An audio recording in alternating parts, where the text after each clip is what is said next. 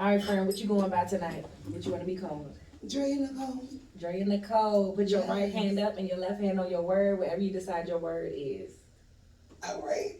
That's good. My word. All right, hold it just like that. Do you solemnly agree we have permission to post this across all of our social media platforms? Absolutely. Is there anything, and I do mean anything, that's off limits you don't want us to ask you about? Nope. If we do ask you something that's off limits, do you understand you can say no, pass, or I want to move on? I understood. All right, Miss Drea Nicole, let's get it. I just been sworn in. Yeah, That's different. I love it though. Everybody be thrown off by that. They be like, you know, like I never been to court before, never been to jail before. So, you know, the first time everything. I just been sworn in for the first time. I'm crying up. That's a good place to be. You ain't never had no parking ticket or nothing.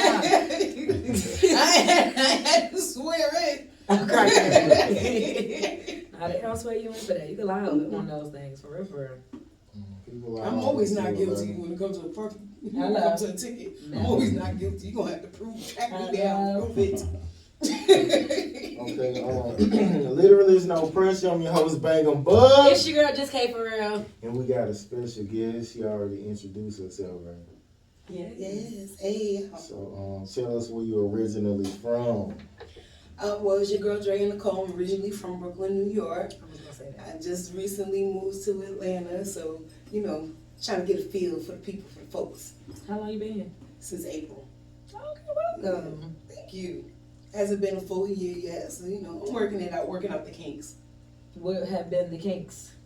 You know, people who before you got here, they was on your side, on your team, and then you get here and Did they trickle away? and it ain't nobody. Mm-hmm. So I'm just, you know, I'm figuring it out on my own, but it's okay, it's cool.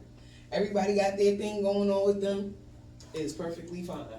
I am resilient. I have endurance, and I'll be just all right. Amen. Okay, what you asking?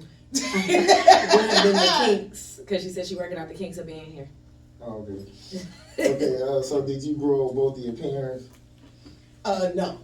It was just me and my mom. First it was me, my mom, and my grandmother, and my grandma moved out when I was like about 11. And then it was just me and my mom ever since. My dad was in the streets, in jail. I didn't meet my dad till I was 3. But he was in the streets, in jail, on drugs. Crack hit him hard. Mm-hmm. And you know, but now he's my only living parent. And I feel like I have an extra child. I bet. Oh my God. I know Chris Rock was saying like crackheads be outliving like the people who do the 9 to 5s. Why y'all think that is? Seriously. Well, I think my dad outlived my mom only because of circumstances. She developed cancer, and I think it has a lot to do with, I'm actually in the middle of a lawsuit, it has to do with her working near the 9/11 site. I really think the air quality was bad out there because there is a high number of people who was in that area that's developing multiple myeloma cancer. Why all these people developing the same cancer? And it's not something that you get hereditary. Because I asked the doctor, I was like, do I have to worry about anything? You know, do I have to start getting checked for this or whatever? And he said, this is the type of cancer that's just a bad luck of the straw. There's not even no DNA trace of it saying that it'll go from parent to child or do the bloodline or anything. So all these people that work near the site, all are coming up with multiple myeloma. What is that? Right. What is Some that? type of radiation or something over there. Right. It's something like going on over there. Because when 9/11 happened, we both was working in the area, but my job moved. My job never went back to that area. Her job stayed. Her job stayed in the area. They just went from being 2 blocks this way to being 2 blocks that way until when she died, they was on the new site of the World Trade Center, and they had a spot in one of the buildings in Building 4. So it's just she just moved closer and closer to it. Right. That's crazy. And, you know, it ended up with multiple myeloma cancer. So I think if it wasn't for that factor, I think she would have still been here. My mom was a strongest person that I ever knew. She never been in the hospital, never had no long-term illnesses or anything like that. By the time we found out that she had cancer, she was gone within 5 months. Wow. Yeah. So give me your best memory of your mom? Oh, I have so many. That was my road dog. Like, and when I go do shows or whatever, my mom was always in the audience singing my songs, got her camera out and everything. I used to sing with an R&B band, and we used to do cover songs, and her and my godmother was always in the audience. My godmother was a groupie for the drummer. She was in love with the drummer, and my mom she just loved music and she loved me, so she came to every show. I have so many great memories growing up. I swear she did, to be a teenage mom, she did the damn thing. Fire. She did the damn thing. She had me at 16, but she did the damn thing. I love her dearly and miss her dearly. You got kids? Yes. I have 3 boys. You don't have more? I imagine that's better than having girls, bruh. Like, I pray if I had kids, give me sons, but I don't think I would. Yeah, I always prayed for boys, so I got exactly what I wanted. That's lit. Mm-hmm. You don't have more? Hell no. I'm done. I paid my debt to society. You got 3 out of me. You got 2 out of me. One is adopted. He's my oldest son's best friend in junior high school, and you know, when things went left with his family, he asked if he could stay with me. His mom agreed. It was like a hood adoption. His mom agreed, and he was just with me ever since. He's been with me ever since. But yeah, I paid my debt to society. Y'all got 2 out of me. I did my thing as a woman. Okay. I'm out. My oldest is 25. Oh, okay. And my youngest is 16. Well, he's gonna be 16 in August. Gang. Okay, the fuck is that? Gang? No, this buzzing. Oh, that's not me. I think that's her, her It's live buzzing? crazy. I thought it was your phone. I feel like it's coming from that way, like the vibration. Like, Oh, I did get something 2 minutes ago, I guess. okay, give me the most traumatic experience as a child. The most traumatic experience as a child.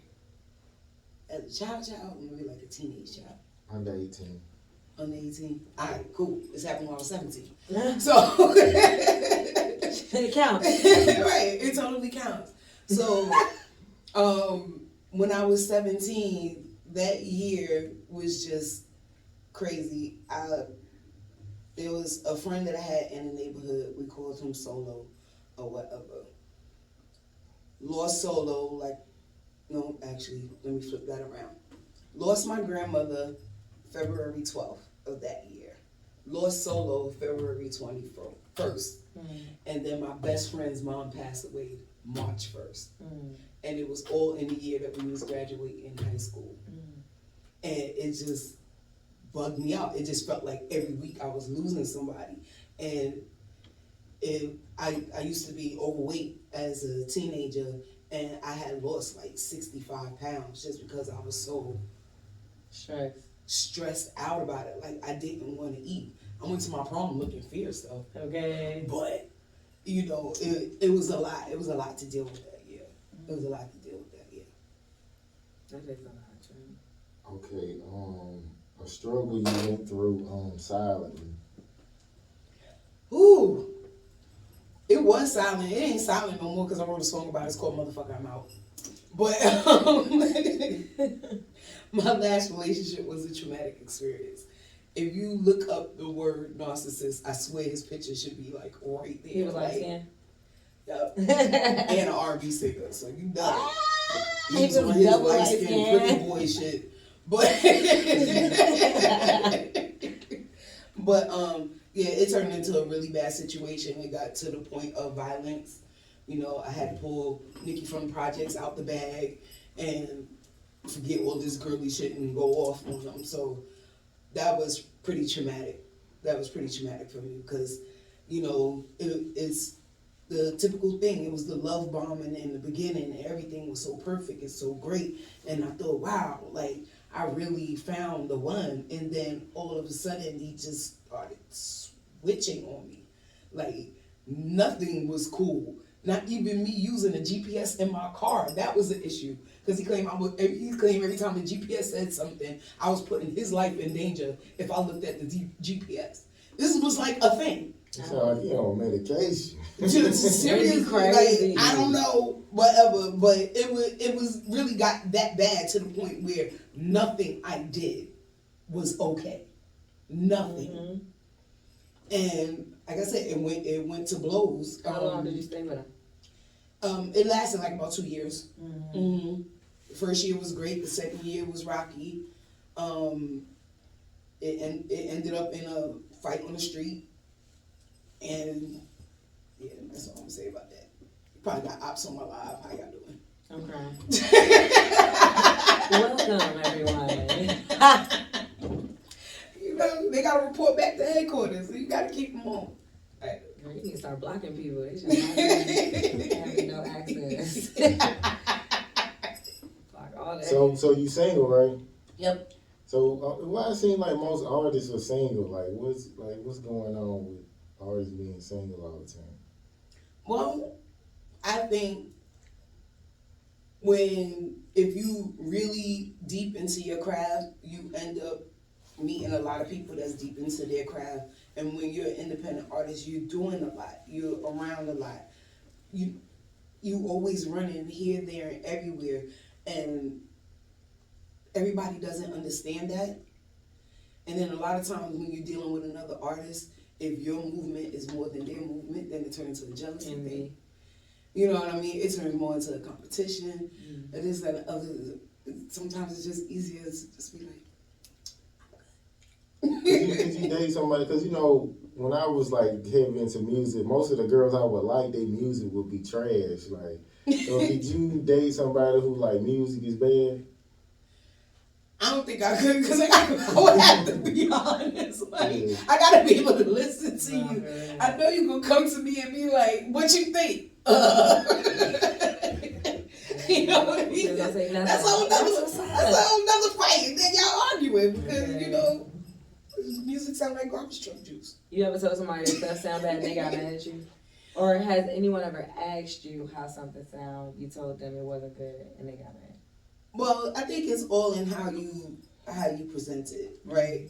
So here's something and I'll be like, you know, it's all right. I see where you're going with it, but maybe if you try doing this or try doing that instead of just coming out and say, nah, I don't like that. Do you get people receiving that nicely? Yeah, people receive that better than like, nah, I don't like that. You gotta go do that over. Yeah. You know what I mean? I try to talk to people how I would want them to talk to me. I know everybody ain't gonna like everything that I do.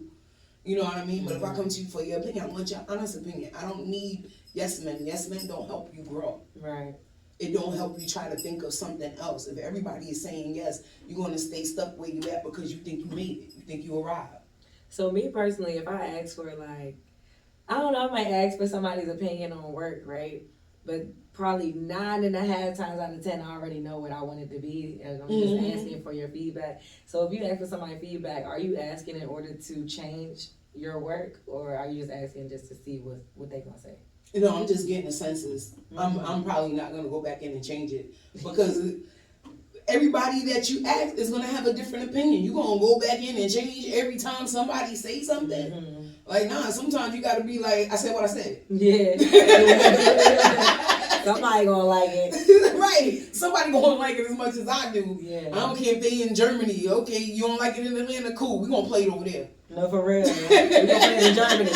Be turned up. You know, we gonna play it over there, but somebody gonna like this. They gonna get this work. Right. That's how I be too. But people who is judging my music, I kind of look how they judge others because I remember I let one of my homeboys hear Pop Lord, right? He was like, "That's all right," and I was like, "What?" So it was just like, it's just like I can't really expect their opinion because the shit I really like and hear, it's like they be like, "That's okay," and it be like great music, so I can't really respect it. But it's just, but I'm looking for a reaction to see what your reaction gonna be to. I ain't really just trying to get you to critique it for me to change it. Right. You know? I think that's it too. It's like I kind of value my opinion more than everybody else's. So it's like, that's what's up that you think that, but I trust me on this one. Yeah. Right. I'm just trying to get a senses. I do music mostly for my benefit anyway. Like, music is really my therapy. I sing about what I go through. I sing about when I'm happy. I wrote a song in quarantine talking about going out and partying because I miss going out. Okay. You know what I mean? Smart. Like, I sing about what I go through. So it is like, I said what I said. Like, it is what it is. That's how I felt. I'm not changing my feeling on this topic. So at all. it's gonna be what it's gonna be. What it's gonna be. Okay, a mistake that helped build your character. A mistake that helped. A mistake that helped build my character. I think, you know, certain people being in my life, even though people don't always do what's beneficial for you at that time.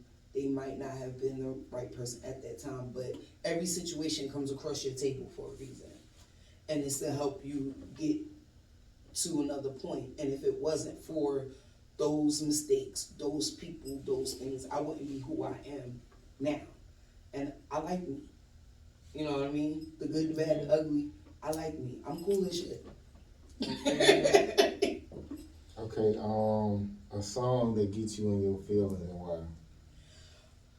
Oh, my song is somebody else's song. Any song. It could be yours and like a big artist. Okay, I'm gonna get two songs. Y'all seen the movie, right? Yeah. Okay.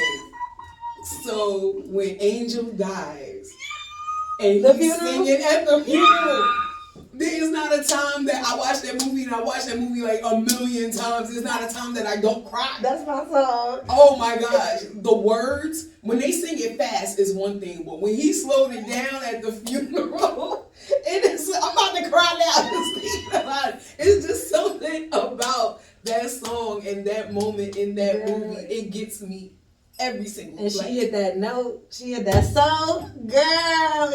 Every single time. Every single That's time. like my favorite movie. Girl.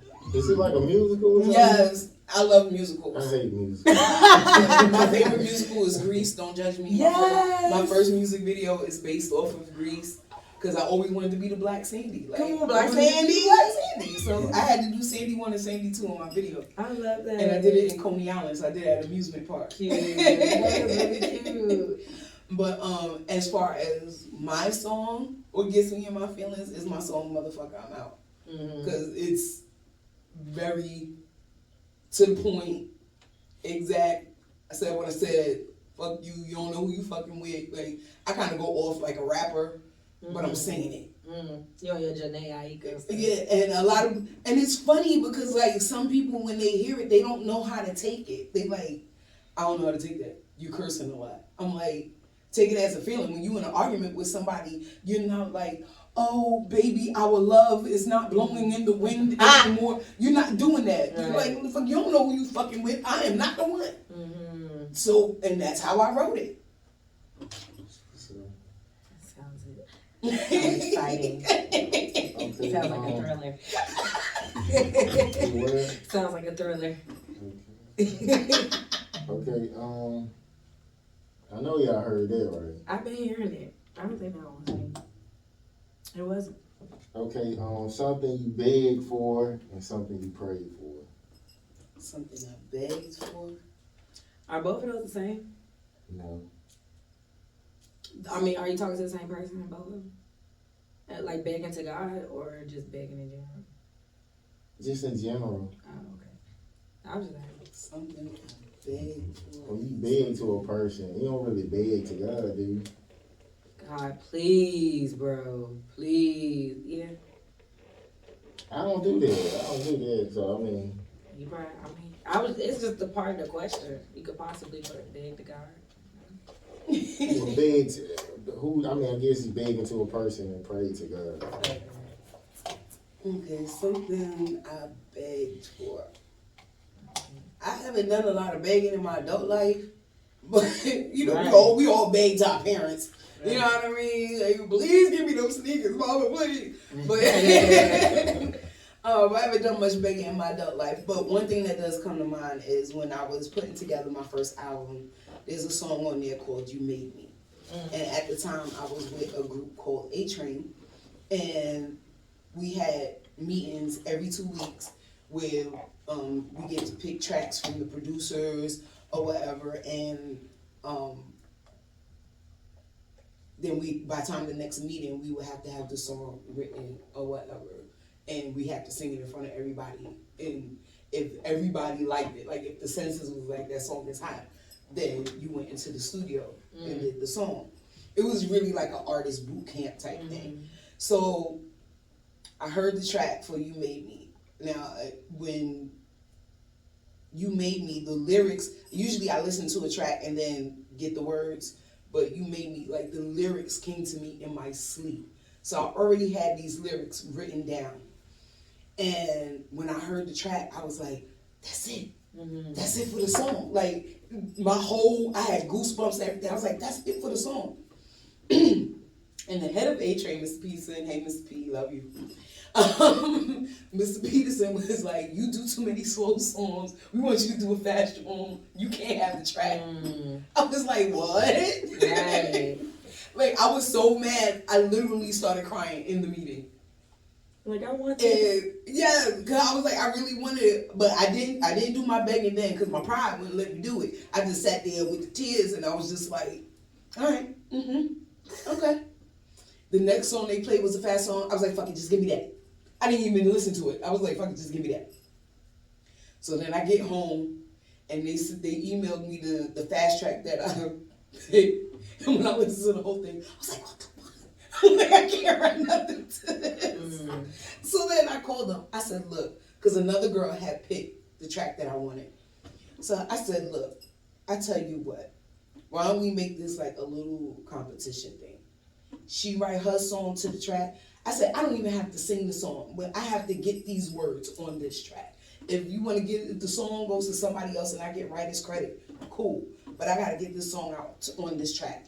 So she present her song in 2 weeks. I present my song in 2 weeks. And let everybody else decide who gets to keep it. Needless to say, love her dearly, but nobody heard her song after that day. My song came in. Okay. And it made it to my album. So that was the closest I came to, I think, to begging in my adult life. I was like, please, just let me get these words on this track. Like, please, just let me do it. That's what's up, you won. This is a good ending. And probably the biggest thing that I prayed for is just, I prayed a lot, especially since my mom passed, I prayed a lot for discernment.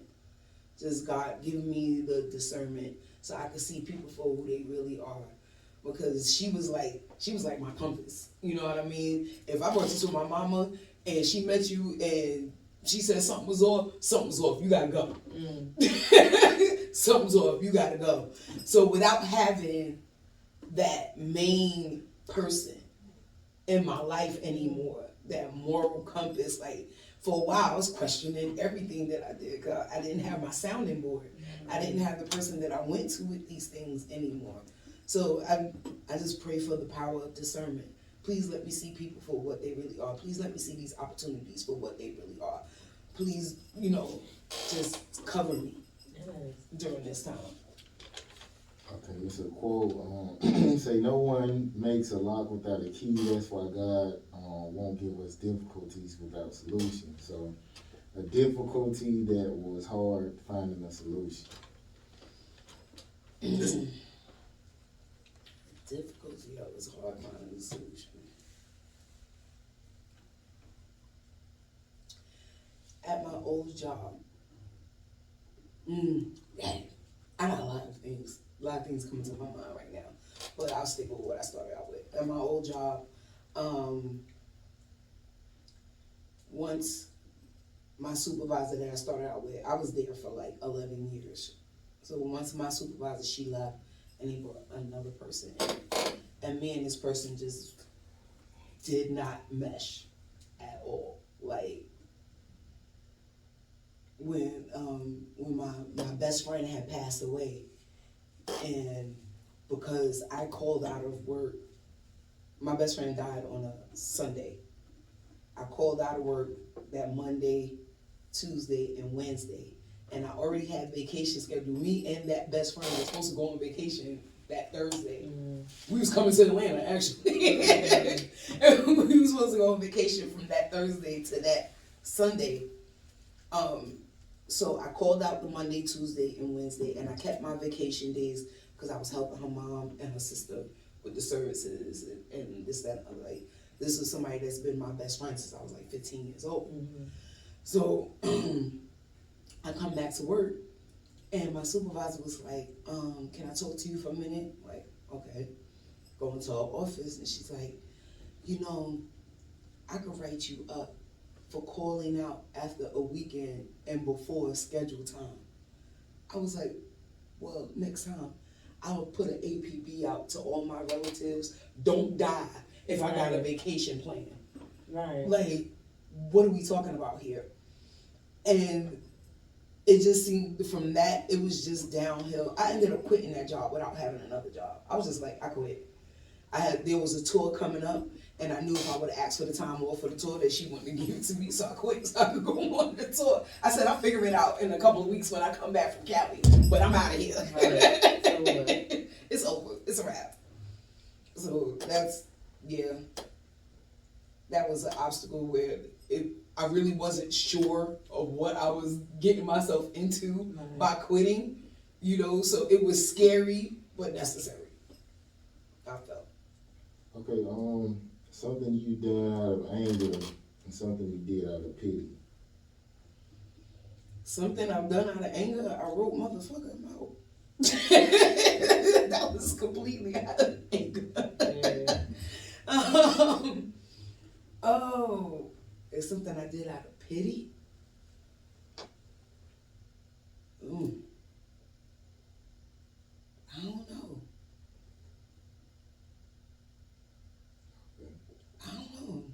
You ever had sex with somebody out of pity? Hell no. Not even the narcissist? No, not out of pity. Not out of pity. No. Can you have sex with somebody out of pity if you're in a relationship with or just like a friend? Yeah, I think you could do it if you're in a relationship with them. Like if at the point in time you decide you don't want to be in that relationship anymore, but some people they still want to keep trying or keep trying to prove a point or whatever. So, like, yeah, you could, like, all right, bro, come on, like, let's get this over with. And that's pity. I guess maybe I didn't have that because I was the girl, like, she left like the day after we had sex. Right, she was She over just it. went ahead and did it. Like. Yeah, it's like, all right, bro, come on. She didn't even like, it wasn't like she didn't want to do it. It was just like, you know what I'm saying? When you ask them, they just do it. You know, some girls, you gotta kind of turn them on, but Right. she was with it. Like, so it Let's was go. weird. It's the last time. See, like, once I'm turned off from you, like, everything turns off from you. Like, I can't, it's like, don't touch me. Like, once I'm turned, I'm just, I can't do it. Okay, something you never give a second chance for. That's what I have to say. It be this laugh. I'm crying. Not the filter. Oh God. Yeah, that narcissist will never get another chance. Like, don't even speak to me in the street. I act like you dead, you act like I'm dead. We good. Don't ask about my exes, just pretend you You know, and it's crazy because, like, there's a few, I mean, they're from when I was super duper young, but there's a few exes that, I'm cool with them. I'm cool with them. They might have wives or long-term girlfriends now, and we cool. My kid's father, we cool. You know what I'm saying? You went your way, my issue with you is done. We're not together, but you still good to your kids, so we cool. But this guy, I just don't see, there's no reason to be cool. can be cool with, especially if they crazy. Right. There's like absolutely, positively no reason to be cool. Good luck with your life. So, you ever heard like a guy always got a place in a woman's bedroom? Like if he a good guy and he got kids by, do y'all believe that? No. Well, at least not for me. I feel like people be trying to act like we don't know how to detach ourselves from men. It's like, it's really not that deep. Especially like how she said, like, once I'm not attracted to you, then I'm not attracted to you. It's not going to just cut on because, I don't know, like, because you did a nice thing for your kid or something like that. I'm saying, but what if it never just went bad? Like, y'all split, but y'all was always, like, kind of friends. Like, you know what I'm saying? Possibly, like, if the person's single, I guess I could see that. But if you decide to get into new relationships, then I wouldn't think, like, it's a threat if you're in a new relationship as long as that person is doing what they're supposed to do, for real. That's what's up. Okay, what's the question I just had? Okay, the last time someone's words didn't match their actions. My father. Oh, don't get me started on that one. Okay. Like I said, you know, crack is a hell of a drug. Well, look at you, girl. I'm cracking up. But you know that happens a lot. It's hard to pin it down. The last one. Like I said, you know, since I moved to Atlanta, you know what I'm saying, I was told a lot of things before I got here. And once I got here, oh, now I know what it is. I'm sorry, I got another phone here. I thought I put it on silent. Things is just not matching up to what they were saying before I got here.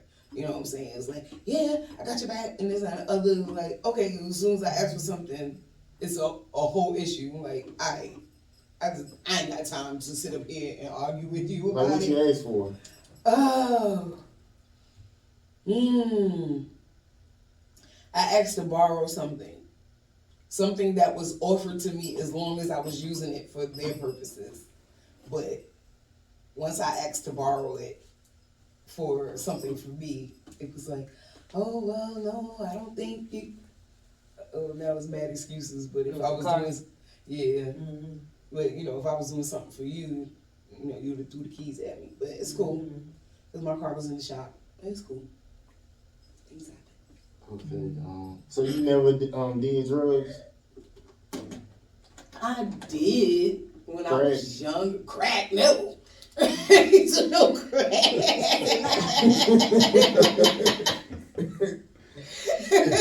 Nah, I left that to my dad. That was his thing. But as far the furthest I ever went was weed. Like that's the furthest I ever went in my life. Is weed a drug? Is it? I don't know if it counts, but cigarettes drugs, right? That's addictive though. Liquor a drug. That's addictive too. Weed not. The tobacco products. Weed is addictive. Like some people gotta do that shit before they brush their teeth. Like. I think it's now. I think the weed good old now waking is meat. like poisoned. I think they doing something to it. That's why they selling it and giving it out to everybody and got different versions of it and stuff. Like, what the heck is Delta 8? Like, versus CBD and all this stuff. It's not just marijuana plant.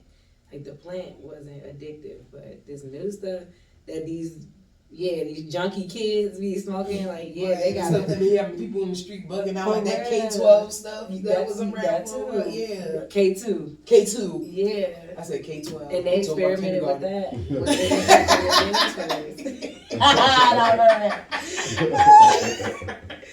They played with that in the jails first. Like they had K2 in jails, and then we started hearing about it out here. So we see things experimented on, and then they released to the public. So it's all what it did to all them people. So imagine what they put in this stuff that they allow you to get from a dispensary and all that stuff. So I think it's that whatever chemicals they putting in it, but the original stuff was some good stuff. So if you reproduce with a guy who own that kind of shit, you think it's gonna affect the kids? I think so. Like I'm scared of that. I'm like, I don't know. Yeah, like I couldn't deal with no unk. Like unk is somebody who gotta smoke. Like, I need to roll. They rolling up while they smoking and all that stuff. Mm-hmm. I can't be with no one, bro. Okay, let's go do one more. A person or a habit that was dragging you down, preventing you from becoming a better person. Well, being a singer, a habit that I had in my younger years was I actually used to smoke cigarettes. And, being a singer, that ain't cool. Mm-hmm. That ain't cool. That's a no-no. So I felt like that was dragging me down. And actually, after the breakup with the narcissist, I had started smoking again. And I had to quit all over again after literally like 20 years of not smoking. Right. And then I had to quit again, but I'm cool, I'm straight. I'm good. I'm alright. Because I noticed it was starting to affect my voice, and I was like, oh no, we can't do that. No. Mm-hmm. I need to have my outlet. Music is my therapy. I need to have my outlet. I heard singers alcoholics though. No, I don't even drink like that. Mm-hmm. I don't even drink like that. I've had a bottle of Crown Royale in my cabinet literally for the past 4 months. That's when other people come over. Right. You got something to drink? I got some Crown. Go get it. Go get it. Knock yourself out. Okay, let me do one more. Okay, let's just say you had a son like Dwayne Wade, right? Would you accept the child like want to become like a girl, or would you say we don't do that in this family? Oh, that is very interesting because my oldest son is gay. Mm-hmm. And he called himself gender fluid because it depends on the day on how he dressed. Now he don't go full-fledged like makeup or anything like that, but he might put on a shirt that might seem more feminine than a regular guy. Then the next day he might put on something and walk out the door and look like 50 Cent. Like, you just don't know what you're gonna get with him on certain days. You know what I'm saying? He's really just, it depends on his mood. He'll dress either way. He'll go out one day and people mistake him for a female. Unfortunately, he's shaped like his mama, so he has a big butt for a boy, and he's always been that way. Because when he was 3, I remember I bought him these pair of shorts, and I was like, "Oh no, you're not wearing these shorts." And I returned the outfit because I was like, "Why does your butt look like that?" Oh my god, that's okay. So he got it honest, but I was like, So there's people that had mistaken him from behind as me. So he has that type of shape, but he came out to me very early. He was 11 when he came out to me, and I was like, "You sure? Like, you sure? Like, you ain't experienced nothing yet." So I just left it as, you ain't experienced nothing yet. We're not gonna settle on anything today, but I love you anyway. You my baby, or whatever. We're gonna figure it out. Once it's stuck, it's stuck. That's my baby. Like, we figured it out. And he's pretty much the male version of me. It's kind of cool. And he's keeping me from being a grandmama anytime soon. I ain't got to worry about that with him.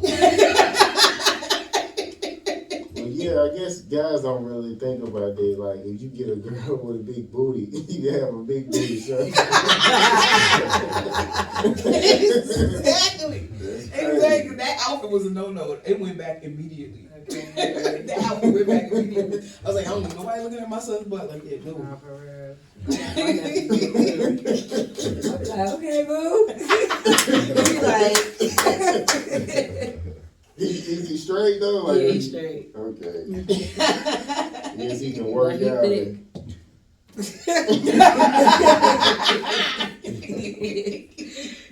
Who was that back in the day on City Hall? They was always talking about his butt. Yeah, they got a skit where they blew up his booty, like. For real? Yeah, on City Hall. Yeah. Not that old. We're gonna live in color, so live before your time. Okay, go ahead, Kate, do your thing. Is there anything that our audience should know about you before we leave? That we haven't touched on. Well, there's a couple of projects that I'm on. acting in a web series called Started From Scratch. I'm also acting in a TV series out here in Atlanta. Started From Scratch is in New York. Here in Atlanta, I'm working on a TV series called Addicted to Shoes. I just got casted for that. Congratulations. Thank you. I'm also on another web series in New York called Forced to Sin. You can find that on Tubi. I play a social worker. I'm a social worker in one. I'm an Atlanta elite person in the other one, and then I'm a crazy female assassin type. And started from scratch. So it's 3 different characters. It's very cool. And just if you follow me on Instagram at Drea Nicole NYC, DreaNicole NYC, then you see everything I got going on. I perform regularly. You want to come and hear motherfucker, I'm out. I will be performing this Friday. The flyer is on my page, and yeah, tap in with me. Nice. Okay, literally it's no pressure. I guess we're gonna be right back with another interview and we out. Okay, we're gonna pause for like 5 seconds for the picture. Okay, appreciate it. Oh, and I forgot to mention the movie Crazy and Deranged. It's okay. Go ahead. Oh. And I'm also in a movie called Crazy and Deranged, and we're gonna start production on that this summer.